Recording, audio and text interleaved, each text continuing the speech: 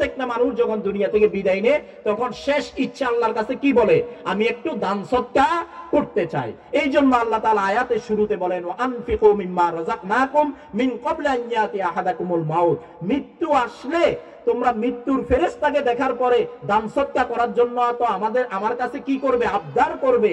তখন আবদার করার দরকার নাই, জীবিত থাকতেই আল্লাহর পথে কি করো, তোমরা খরচ করো, আল্লাহর পথে কিছু দান সদকা করো। তো সম্মানিত হাজিরিন, ইনশাআল্লাহ আমরা রাজি আছি তো মাঝে মধ্যেই যখন বিপদে পড়বো আল্লাহর রাস্তায় কিছু দান সদকা করব। হয়তো আপনার বাবা অসুস্থ হলো, আপনি ফেনী সদর হাসপাতালে নিয়ে যাচ্ছেন, আপনি তো চিকিৎসা করাবেন, এটাও সুন্নত, কিন্তু যাওয়ার সময় কিছু কি করে দিবেন, দান সদকা করে দিবেন। অথবা যদি সুযোগ না থাকে নিয়ত করবেন যে ইনশাআল্লাহ আমার বাবা মায়ের জন্য, আমার বাবা যে অসুস্থ হয়ে গেল তার জন্য আমি মসজিদে 500 টাকা দিব, এতিমখানা 100 টাকা দিব। এভাবে যখন আমি নিয়ত করে ফেলবো ইনশাআল্লাহ সেই নিয়তকে আল্লাহ তাআলা কবুল করে নেবেন। তো এই আহ্বান জানিয়ে ইনশাআল্লাহ যা কিছু আলোচনা করলাম আল্লাহ তাআলা যেন সর্বপ্রথম আমাকে এবং আপনাদেরকে অনুযায়ী আমল করার তৌফিক দান করেন, আমরা সকলে বলে আমিন।